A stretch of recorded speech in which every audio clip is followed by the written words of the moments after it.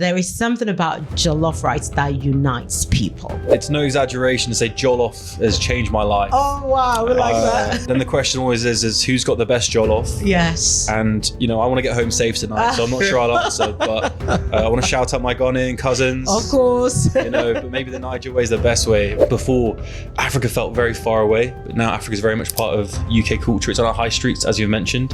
The same for food and food diplomacy. If we look at how Thailand has set up food diplomacy across the world using restaurants funded, I believe the same thing's happening now in the UK with African food. But let me give you some statistics if that helps. The famous smoky jollof rice has become more than a meal. It has become a market. The UK's African and Caribbean food market is estimated to be worth hundreds of millions of pounds annually. What shocks me is how little we in the UK know about Africa despite our centuries-long involvement, Yes. if I say that in a hard-minded way. Yeah. And I think that's, again, another challenge, because if people had a more positive interpretation or willing to be curious, Yeah. I think we'd see this growth happen a lot quicker. That's but true. there's a lot of work to be done. So when you come into the UK, there's always a thing around visa that is hovering around your head. And so that impairs your creativity in a way. Why do you want to come here? Genuinely? Is it because the weather? Probably not, right? Definitely not. I'm on a restricted visa, but there is a way to come out of it. Do it legally, do it legitimately, talk to the people that have the information. You could be a multi-millionaire living in Lagos, and if you get injured, an ambulance probably isn't going to come for you. Fair enough? It takes too long. Right? Can't get through So traffic. there is this balance.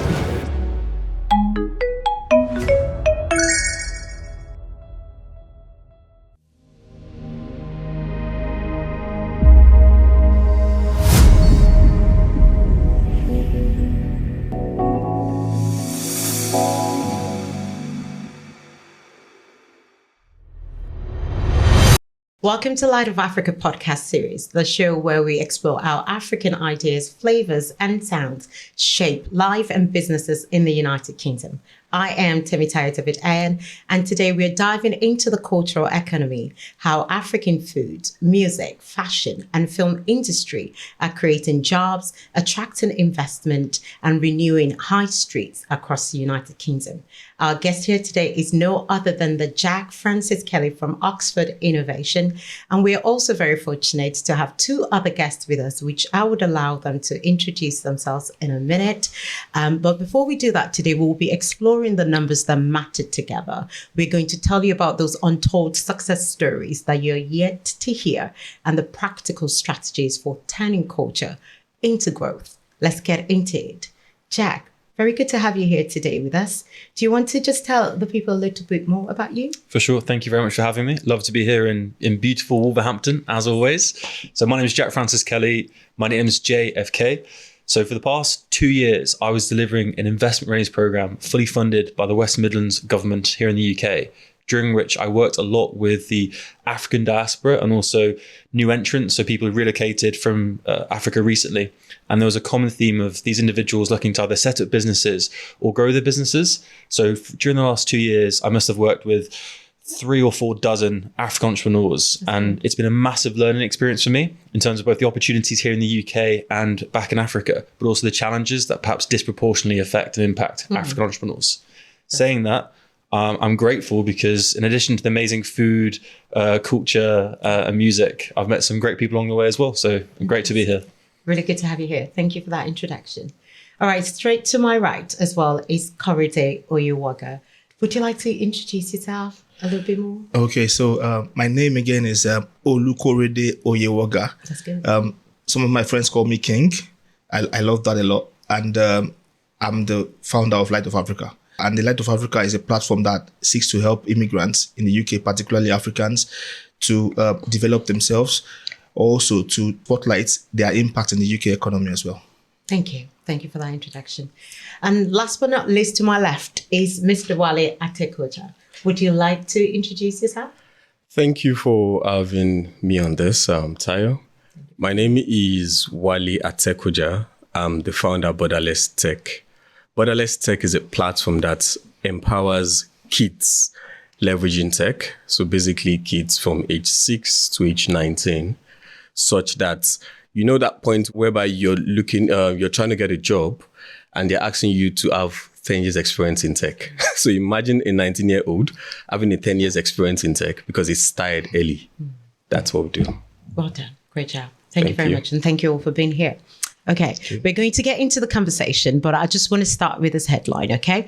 And feel free to chip in. We'll make it conversational. Let's get the best out of this today. So African culture is no longer just influencing conversations. It is influencing consumer spending, business creation, tourism, music charts, and investment decisions across the United Kingdom. And when people hear culture, they often think identity. So, but what if culture is also commerce? What if culture is jobs? What if culture leads to exports and economic growth? I would like for us to discuss a lot of that today. So my first question, probably I'll start with you, Jack, is can you define cultural economy in simple terms? If we look at it from the African lens and perspective, it's heavily around, for example, music. So Afrobeats is a relatively new thing in the UK, but we've got African artists or Nigerian artists specifically selling out entire venues across the UK. So that shows, one, the connection with the diaspora, etc., but also people like me, people aren't part of the diaspora. I'm just curious, I want to experience something. And we've got a lot to thank social media to that, because before, Africa felt very far away, but now Africa is very much part of UK culture. It's on our high streets, as you've mentioned. The same for food and food diplomacy. If we look at how Thailand has set up food diplomacy across the world using restaurants funded, I believe the same thing's happening now in the UK with African food. And again, what does it even mean African food, right? So 54 individual economies. But I say that because that's often the first time people get a taste, pun intended, pardon me, or a touch of a culture. It's where they meet somebody and they learn something. So for me, that cultural piece is constantly evolving. If you look at it more from an economic standpoint, it's worth hundreds and hundreds of millions of pounds to the British economy. We're seeing, I think it was over 200,000 jobs or something ridiculous created off the back of it. And it's not just the artists I mentioned, it's everything around it. It's the ticket sales, it's the merchandise, it's the food you might have afterwards. So the key point for me is that cultural impact is evolving, and we're seeing it in real time. If we compare it to, let's say, the diaspora movement of the 1960s and 70s versus today, those are two very different profiles and two different types of people. But my final closing point, so to speak, would be, let's say someone comes from Nigeria today, their opportunities and also their challenges are very different to someone who came here in the 1960s or 70s. And personally, I'm really optimistic because the growth rate is exponential right now. That's really good. Thank you for sharing that. Thank you. I'm not sure if anyone has seen recently. I'm not a football fan, but I was forced to watch this and observe this. Apparently, there was a moment, I don't know whether it was in Mexico or America, where even though Nigerian Super Eagles didn't make it to the football round, however, when the music started playing, everybody in the stadium, whatever color, whatever race, gender, all stood up. And it was Nigerian music, it was Afrobeat. And they all started singing. I can imagine what kind of dividends and return on investment that is.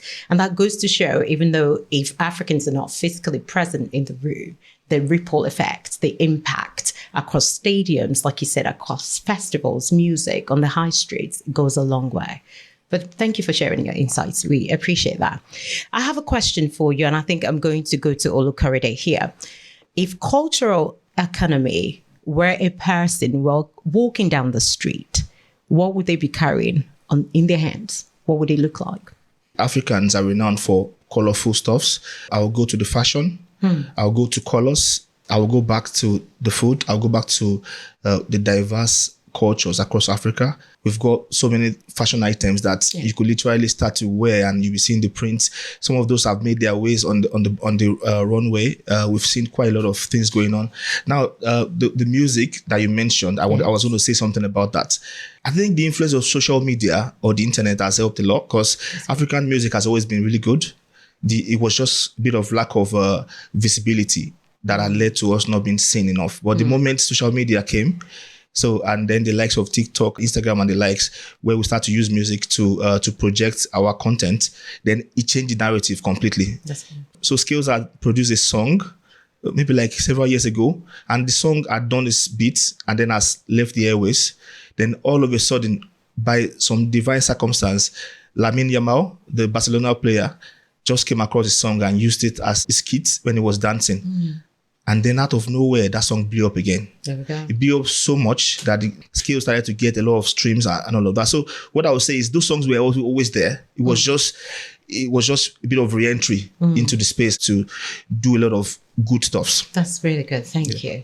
Music is a universal language, isn't Absolutely. it? Sometimes you don't have to understand it, but it brings Absolutely. people together. Yeah. Would you agree with that, Wale? Yes, specifically music. Now, I think social media has done a lot in terms of this spiral growth, because right now you don't have to travel all the way from Africa to UK or anywhere. Like you said, when you're talking about the World Cup, actually, Burna Boy also was, he also sang at the World Cup with Shakira. Yeah. Yeah, he did. Yeah. So that's an example. Alongside Shakira. Alongside Shakira, yeah. He did. That's really So that's an example of what he could do. And you see, the thing is, before now, if you're going to be making music, it's a lot of budget. Yeah. But right now, all you most likely need is just pick up your mic, put up the, the mobile Some good phone, lights. and put it on TikTok. Yeah. And before you know, it's all over. So yeah, I quite agree with that. Yeah, That's really good. Yeah. Thank you. Good conversation. We're just starting, so stay tuned. Yep. Okay, nice. Jack, from your work at Oxford Innovation, where do you see culture, or how do you see culture turning, into jobs and businesses in the UK? And I think you've touched on it, but you can expand a little bit. A lot of this is evolving in real time. And I say that because I got an Instagram advert just this week for a Afrobeat Bollywood night. Oh, How incredible. I That's don't, interesting. I would love to see Where's that that fusion. happening? Where's that happening? I need, yeah, It's Bollywood. have you seen Wow. it, eh? No, I need to buy us some tickets. We can have a Desi Nollywood or something. That's a good Let's do Vibrant. it. Interesting. You had it here fast. So if we look at it from a very raw perspective, if you come, let's say, again, I keep coming back from Nigeria just because my experience, so to speak, but anywhere from Africa, you come to the UK, chances are you are entrepreneurial. It's just disproportionate. And although I think setting up a business is very common and accessible in the UK, there is a certain mentality from people from the continent of Africa which seem to really see opportunities. I favor the idea of within community, so helping out the community, your local church, your neighbors, etc., and building outside of that. The reason that's relevant for culture is because of what Creative was saying, is people outside of the diaspora, outside of quote unquote Africa as a whole. The jobs come from, let's say, production events. You've got the actual event itself that will hire locally, but also hire maybe some talent from abroad as well. If we look into food and restaurant supply, sure, you might have a Nigerian staff, African staff, African founder, but your supply chain probably is going to come from the UK for at least 50% or more, even if you're imports. So I think what we're seeing slowly is it's not about creating silos for the African businesses at all. It's about integrating in such a way. Yeah. That's a good And one. we can look towards other cultures. So, for example, Southeast Asian culture, Bangladeshis, Pakistanis, Bengalis, especially here in the West Midlands. And we think, what have they done when they came to the UK in 60s? And how can that be replicated? So the food supply chain, some of the largest distributors of food and beverages in the UK are Southeast Asians. And guess what? That's now happening for Africans as well. Yeah. Plantain, I know it's a lazy yes. example, right? but something as simple as that. And yam as well. Yeah. yes. You go to most stores now, you can pick that up in any kind of world food section. So for me, the next stage is how that value add supply chain or value add changes. So for example, you now have Indian food in Sainsbury's and ready meals. Yes. And I've started seeing jollof mixes, as well. dries, sauces. Soups, yes. Not as good as what you might get at home or Absolutely. or- But I mean, It's close enough. yeah, close enough.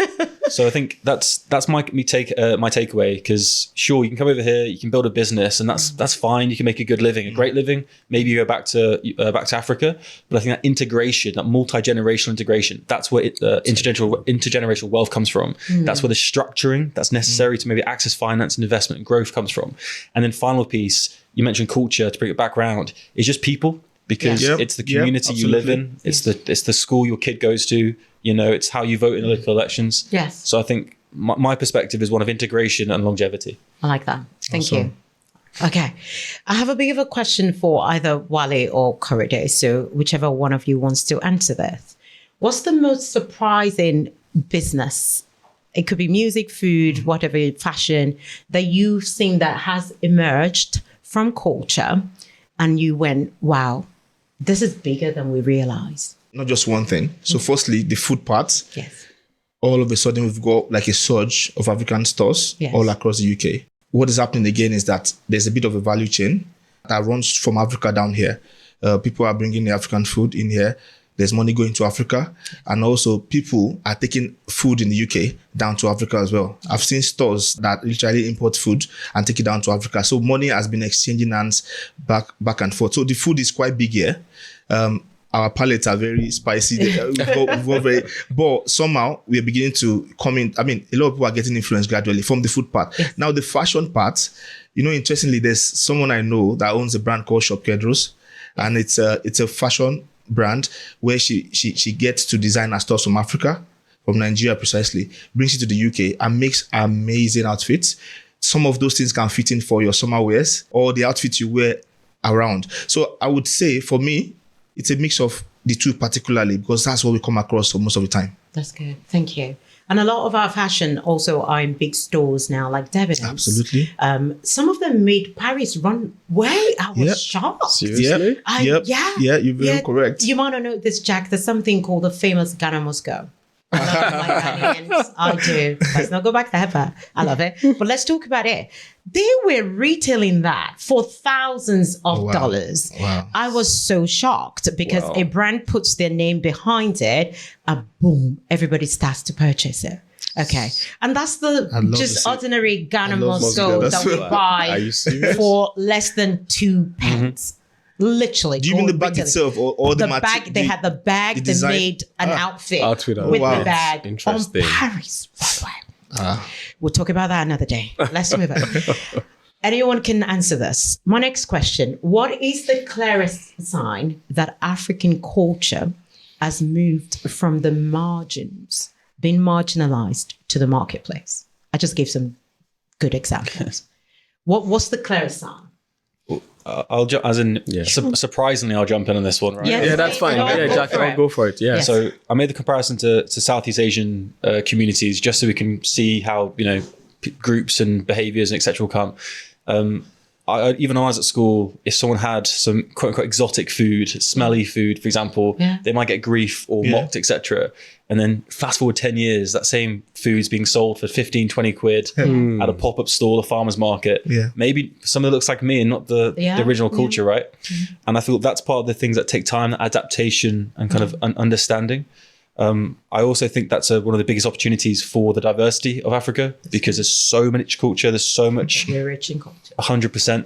And to your point about Fashion Week, dare I say it's Paris Fashion Week or Lagos Fashion Week for argument's sake, right? It's interesting that we're looking towards there is that too. A semi-Eurocentric perspective in many ways. And I feel like, to credit point again, the social media is making it more accessible because this isn't some anonymous, distant, far out figure. It is something you can feel, you can taste and experience. And it's that hybrid, was it mentioned it was a hybrid culture? It is. That's really good. Thank you. Okay. Anything else you want to add? If not, I'm excited about this next segment. I found I think it was on Instagram, like a British young man who cooked jollof rice and did you saw that see video. him? And he invites people across London, to come to his house. And I was so shocked. He mastered the recipes and delivered it with precision. I saw that video. He made amala at some point too as well. I would love to try that. So if you're watching this, invite me, invite us. We'll be the judge. But it was really good. It was really good, isn't it? It shows the richness in our culture as well. Nice. Can I also mention this as well? Yes. There's a very, very popular program. Is it like a kitchen or a chef program? I don't know if anyone, we all know it, but I just can't remember the name. Where people would cook on the screen and then they'll get a contract. Yes. I think I've seen that. Yes. So now, all of a sudden, chefs that are from Africa, they are beginning to gain some very strong traction. By the time the judges taste those foods, they'll be like, oh, wow. And then we've seen one or two people get into the program as well. That's really good. So that's what we need. The visibility. Really good. All right. This is a nice way to segue into food, restaurants, products, and value chains. Okay. Yeah. But let me give you some statistics if that helps. So jollof rice, the famous smoky jollof rice. Smoky. Yes, emphasis on smoky.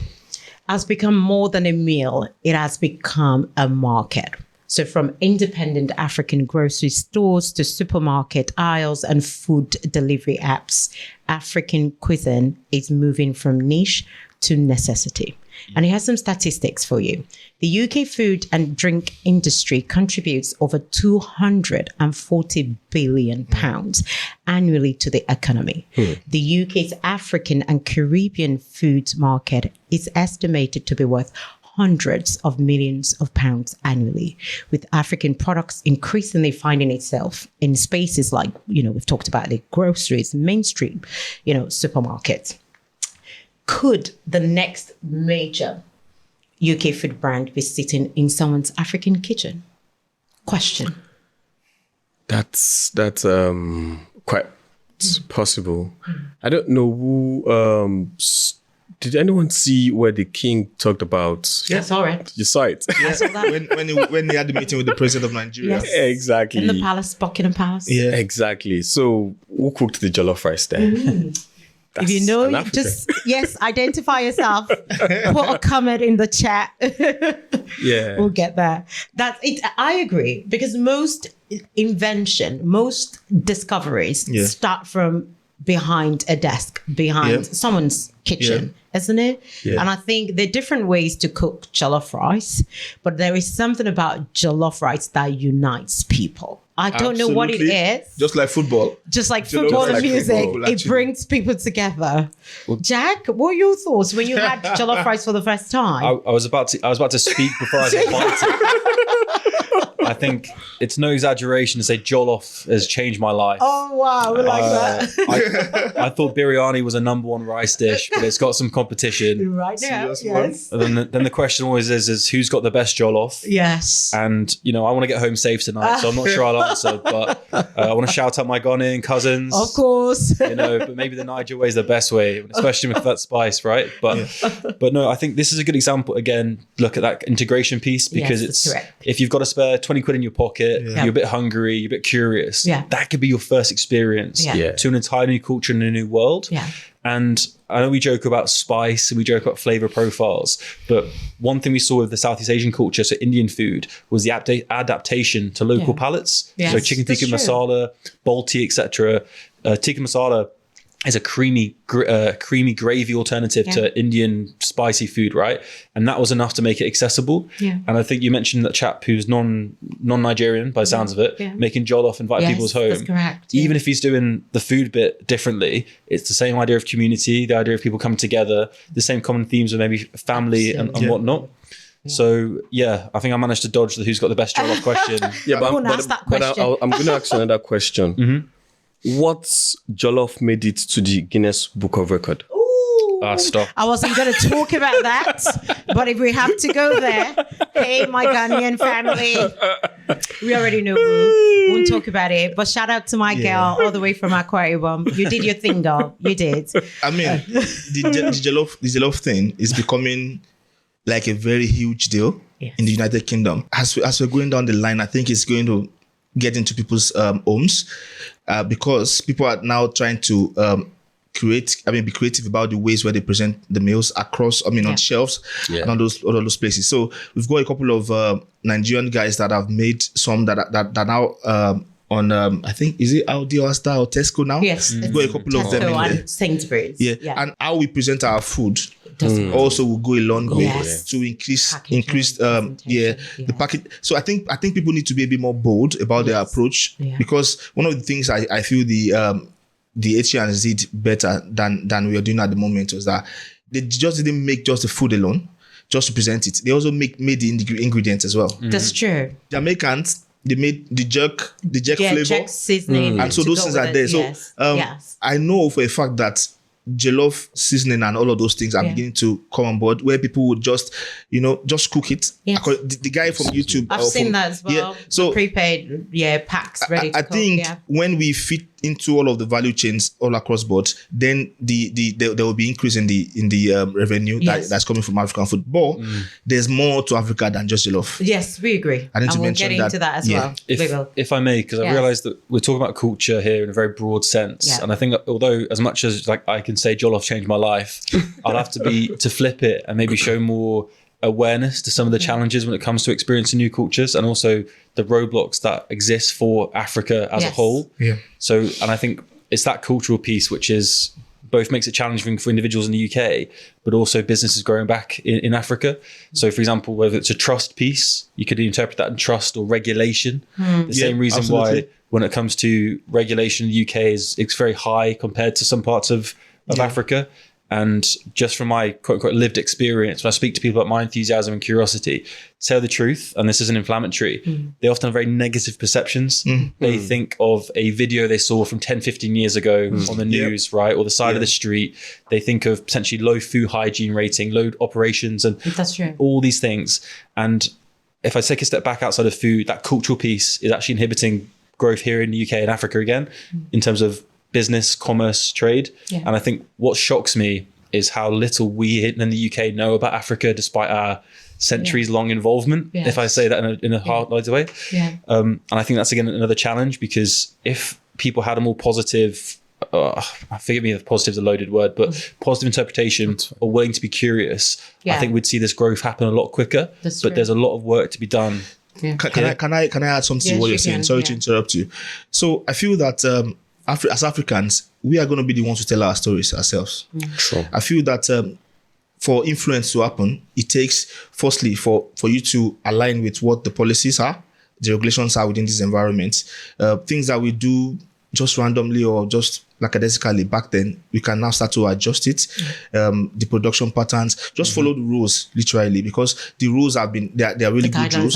So if you follow those things, for example, food regulations, for example, when some of these dietary needs and all of those things, labeling properly, then people would consume those things.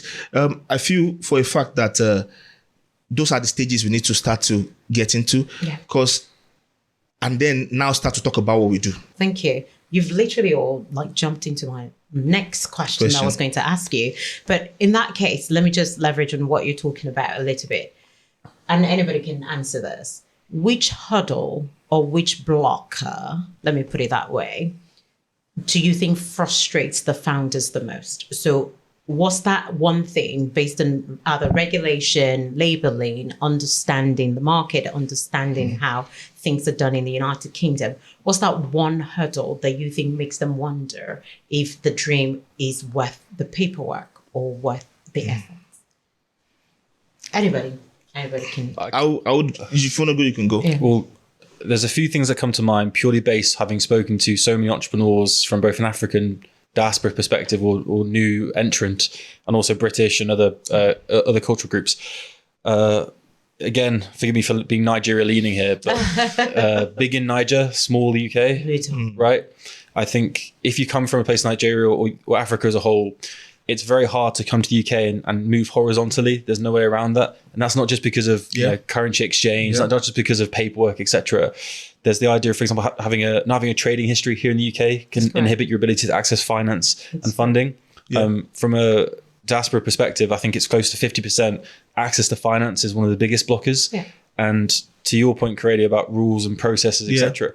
Well, am I right in saying, maybe you can elaborate, but it is a bit of a culture shock because things move differently, people move differently. I agree. I agree. Very much so. I agree. Do you want to add anything to that? Yeah, so I was just thinking off my head, because it still comes back to what we're talking about, culture. So you're coming into the UK, and first of all, you need to understand the culture. You can't sell to someone that you don't understand his culture. That for me has been a major one. So for example, as I said, I run Borderless Tech. We've been running now for 2 years, but I'll tell you that majority of our clients are Blacks because we're trying to balance it. Do we want to go outside for a start, or do we want to first understand the culture before we scale out? So for me, that has been my own major issue.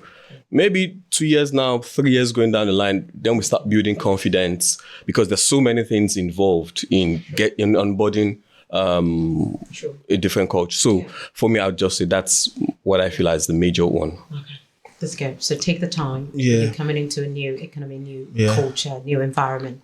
Take the time to understand the rules, the regulation that guides. Okay. Very, very important. Yes. If I may add to that, please, I think that when we come into this country here, we need to think a bit differently. We need to probably they should, if there could be some sort of mentorship or That's a some good sort one. of enlightenment session that helps people to really understand Education, that you are in a awareness, different environment now and things are done very differently here. However, this environment is very open to prosperity. Yeah. But while it's been open as well, there are doors that you need to pass through. Yeah. And you need to put the work in, get the right things done. So if, for example, the likes of Jack, which is part of the work he does at Oxford Innovation, is to help you through, they call it support. Yeah. So the support would include attending sessions with him. He does a one-on-one free session for he would literally talk to you through a lot of things because he's got the knowledge you need. Yes. So you go in there, speak to Jack. Jack helps you through those pathways. And then if you're able to follow through with what the mentorship is like from Jack, you would scale those things, all those quickly. Yeah. Some of the things we say we need here, that we need most as Africans, some people will talk about funding, they're actually present here. Yeah. So when you come into the UK, there's always a thing around visa that is hovering around your head. And so that impairs your creativity in a way because you're meant to come in and be open-minded and be free-minded. Typical UK person, because they don't have issues around visas, they're always very free to do things. You can see them trying this, trying that, exploring this, exploring that. You don't have that time to explore. So you want to just laser focus on a few things. And while you're laser focusing, you also need to survive, if you know what I mean. So while you're surviving, then to now achieve what you want to achieve now becomes like a hurdle. And then I always tell people that the best brains in Africa are here at the moment. Because most people left Africa because of maybe insecurity issues, because of maybe corruption issues, a lot of other things. Everybody wants to do better. And like a mentor told me, that all the problems you had in Africa, they are behind in Africa. You don't have problem of light, of electricity. You don't have the problem of water. You don't have the problem of some of these things, bad roads and all of that. So when you get here, then what exactly is the problem? Then I saw that it was the visa. A lot of times when people scale that visa restriction part, then you see the best of them. Should we talk about that in terms of visas and immigration restrictions? Because there are different types of visas out there, isn't it? Okay. And there's a lot of them that also permit you to be able to become more creative, innovative. And if you want to move away from being a student, there's a route you can follow to do that. Yep. Now, they're all out there. They're open, isn't it? There's the skilled visas. Absolutely. There's the global talent visa. I understand there's a creative and innovative founders visa. Innovative founders. So should that now be a restriction? Should that hold us back? Because if you feel you're called into this industry and it's something you want to do, is it about doing your assignment to find out what are the criteria to be able to apply for this visas? Some of them, which I understand, require people that can stand in for you, talk about your credibility, how you've contributed to the economy. So I'm coming from a place of, should you already see yourself as a failure because of your visa restrictions? Or rather, what are the world of opportunities that await me rather than stay on the student visa that has restrictions or recourse to public funds not permitted? Yeah. But if you're genuinely have that passion to contribute to United Kingdom economy, you should find out ways to do it. Mentorship, the right visa, isn't it? The right support. Absolutely. So I want to put it out there to people to say it shouldn't stop you. Just find out ways how you can be more innovative, how you can apply for skilled visas. And it's not meant for certain people. Meet the criteria, read the criteria, understand it, and get what you need to gain traction. I need to add something in there. So part of the work we're doing at Light of Africa is enlightenment and support. Good. Because if, for example, you come into the UK and you're blind on what is going on, you can be here. So somebody said this place is a land of information. Yep. You can see signposts everywhere. They don't need to tell you anything. Those signposts will tell you stuff. On the roads, you see a lot of signs. Now here, there's a lot of information that is all over the place. Now, we need to consume a bit more information. And most importantly, join communities and here listen to whatever it is that is going on. Be very attentive and be very intentional. Within your period of time with your visa, be very attentive and see what is looking around. Now, when you get the support you need, which you would always get, if, for example, you come through Light of Africa, there will be a lot of support that would be there for you. That's correct. The ones we can't provide directly will signpost to you funding opportunities around support. For example, like Jack, you need to take them. You need to grab them and run with it as well. But the first thing is you can't just sit at the corner and keep tweeting or keep sending messages publicly that nothing's happening. Whereas There's things a are actually lot happening happening. silently. The Tap information into is going across board. People are making this happen. Yes. But then it's not just no one's gonna hand it to you on a platter of gold. That's You gotta correct. run with it. That's the key word. It's not going to be handed over to you. You've got to go out and actively seek these opportunities.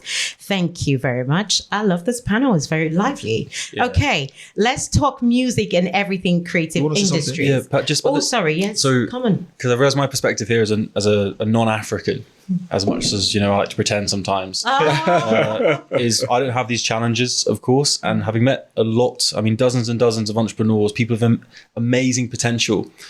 Not having that structural piece is frustrating for everybody.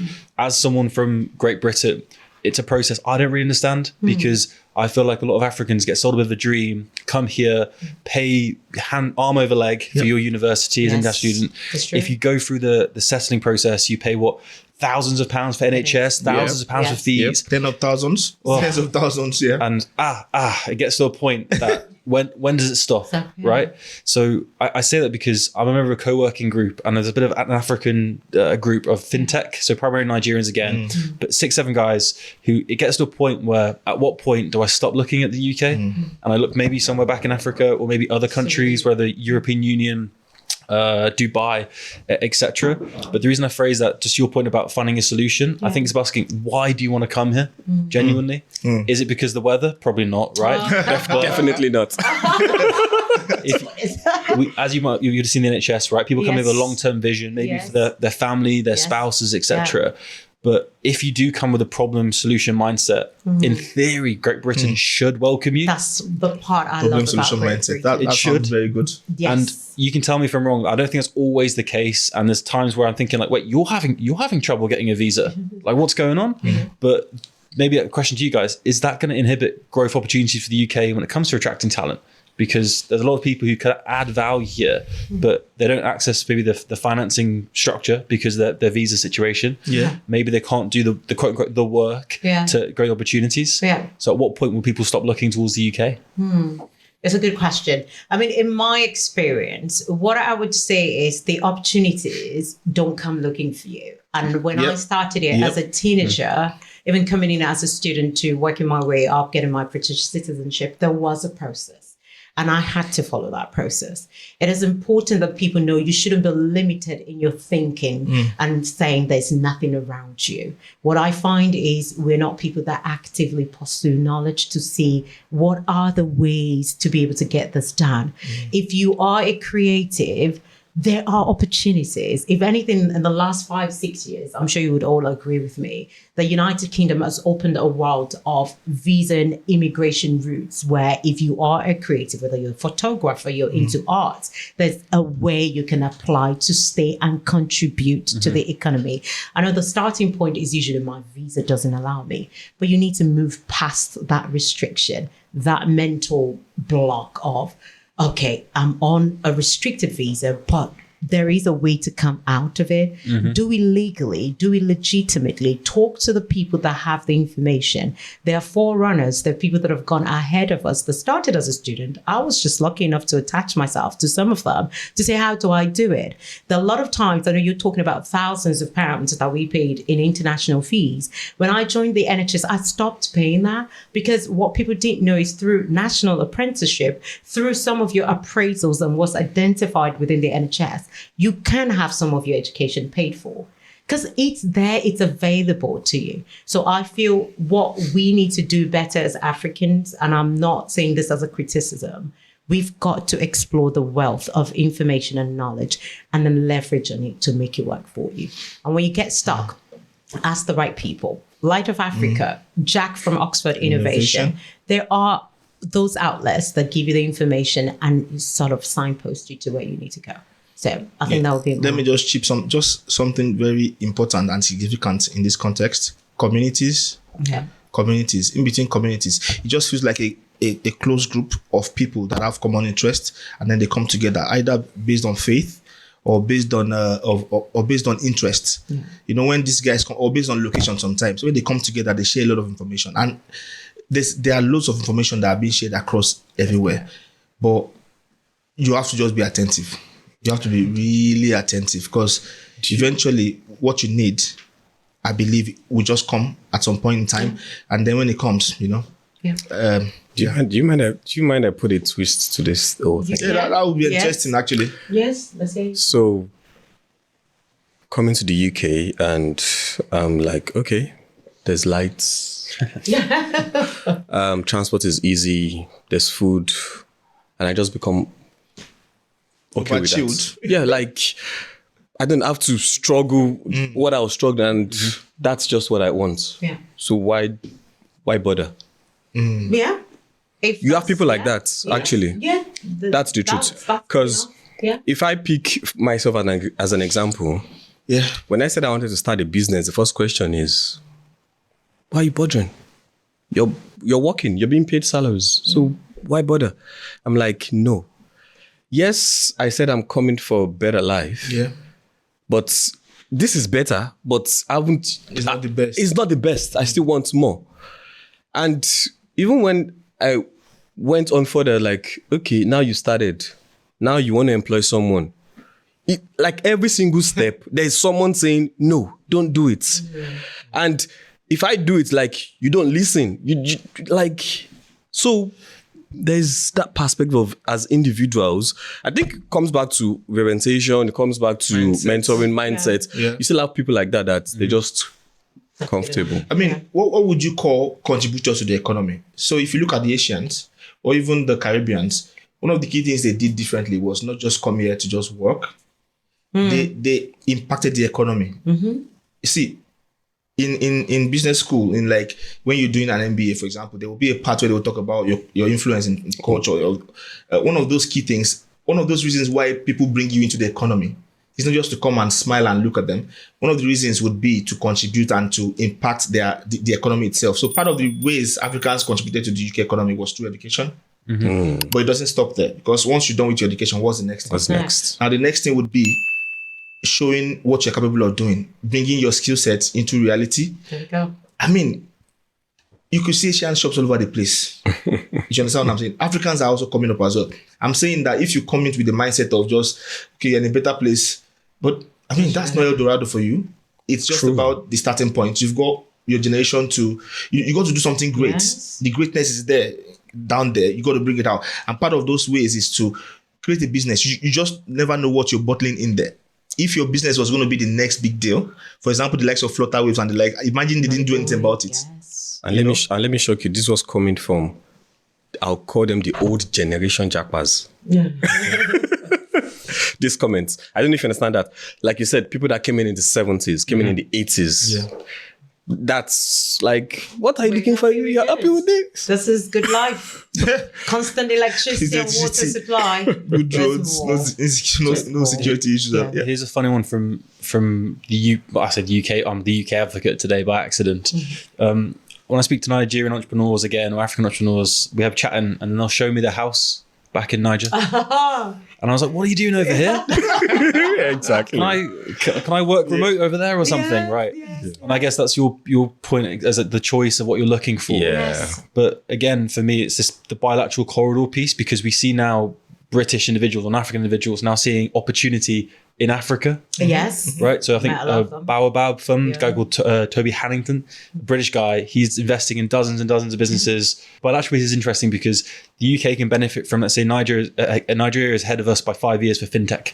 Yeah. Right. Yeah. Maybe if you look into some parts of, Kenya or Tanzania, there's a guy called Michael Chowdy.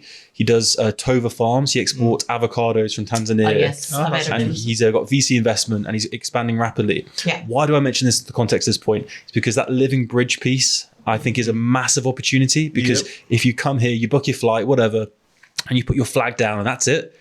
Fair enough, right? Fair enough. You mentioned those challenges, light, water, infrastructure. Security. You could be a multimillionaire living in Lagos, and if you get injured, an ambulance probably isn't going to come for you. Fair enough, Takes too long. Right? Can't get through traffic. So there is this balance, but I guess the choice I'm trying to make, build upon maybe Creator's point and your point to an extent, is there is that silo of opportunity, and I can't blame someone for coming here and having just enough, right? But in terms of a contributor, I think it's the potential to do more, to bring opportunity and ideas that don't exist here. Yeah. Absolutely. No, that was a great conversation. I think we've touched a lot of angles. Yeah. And if you have any questions you want to reach out to us, please just put a chat, in the box and we will get in touch with you. Okay, let's try and make some progress.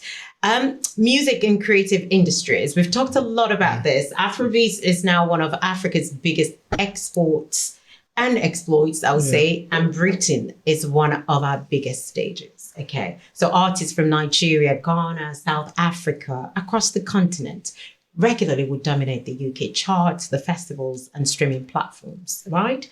Afro streams have increased by thousands of percent globally. You talked about TikTok. Yep. And over the last decade, we've just seen more and more. I mean, literally, I'll go shopping. I love shopping, by the way. And I'm like, what's that music playing? Yeah. It's Afrobeat. I drop everything and I start dancing. It's amazing. And London is considered one of the world's major hubs for Afrobeats outside of Africa. Okay, now let's talk about this. What are the economic ripple effects that we see now when Afrobeats fills a venue in the United Kingdom? I mean, we've talked about the stadium, we've talked about all around the world. What kind of economic ripple effects should we see? And a lot of artists, and I work quite closely with some of them, don't even know how to claim some of their return of investment. They're just happy to get the visibility, the free publicity. Should there be more? Should there be other way they're recompensed, other way they're recognized, identified? Okay. What are the ripple effects?